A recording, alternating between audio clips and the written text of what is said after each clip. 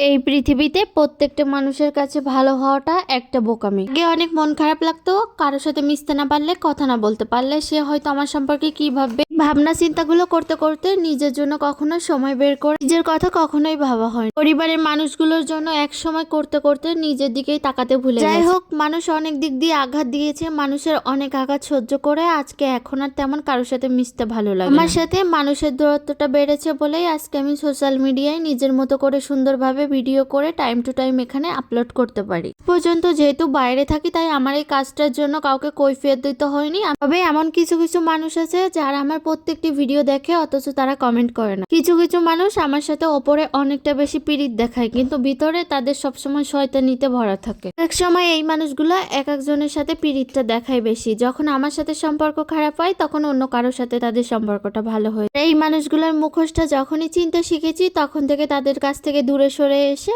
এখন সোশ্যাল মিডিয়ায় কাজ করি। এখানে আমার সব থেকে বড় পাওয়ার জিনিস হলো এখানে আমি আমার সমস্ত সুখ দুঃখের কথাগুলো বলো, এমনকি আমি এখানে যেটাই পোস্ট করি না কেন সবার ভালো মন্তব্য খারাপ মন্তব্য দুটোই আমাকে জানিয়ে দেয়। এমন অনেকে আছে যাদের ভিডিওগুলো আপলোড করার একটু পরে কমেন্টগুলো দেখে আমার মনটা অনেকটা বেশি ভালো হয়ে যায়। তাদের প্রত্যেকের কমেন্টগুলো যখন আমি পড়ি তখন আমার হৃদয় থেকে মন থেকে সত্যি বলতেছে ভিডিও তৈরি করার উৎসাহটা আরো যেন দ্বিগুণ বেড়ে যায়। আমি জানি না আমার ভিডিওটা কার কতটা ভালো লাগে, কিন্তু যারা ভালো বলো তাদের জন্য মেনলি আমি ভিডিওটা তৈরি করি। বর্তমান সময়ে মানুষের সময়ের মূল্যটা অনেকটা বেশি, সেখানে দাঁড়িয়ে আমার এই লং ভিডিওগুলো যারা দেখতে অনেকটা বেশি পছন্দ করো তাদেরকে মন থেকে অনেকটা বেশি ভালোবাসা। সবসময় বলবো এইভাবে আমার পাশে থেকেও, হাতটা শুধু ধরে রেখো। সবাই ভিডিও করতে আসলে সেখানে একটা নেগেটিভিটি কাজ করে, কিন্তু সত্যি কথা বলতে এখনো পর্যন্ত কন্টেন্ট ক্রিয়েট করে তারা এই নেগেটিভ কমেন্ট গুলো করে তাদের জন্যই মূলত মানুষ সফলতাটা অর্জন করতে পারে। পৃথিবীতে এমন কোনো জিনিস আজ পর্যন্ত সফল হয়নি যার পিছনে কোনো খারাপ মানুষের হাত ছিল না কিংবা কোনো কটু কথা ছিল না। এই এসব কথাগুলো আমি কখনোই গায়ে মাখি না। আমি জানি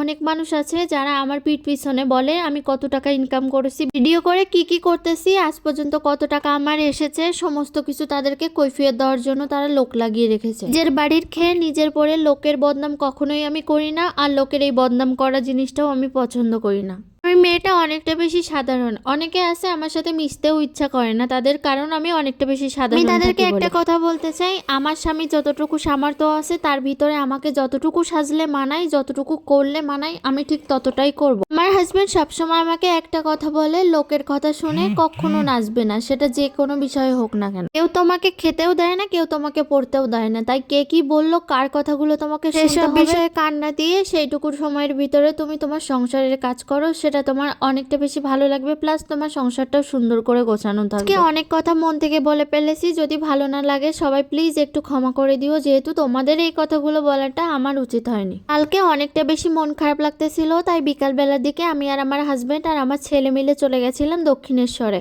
যাওয়ার পথে মা গঙ্গার ওপরে এই সুন্দর বীজটা তোমাদের সাথে শেয়ার করলাম।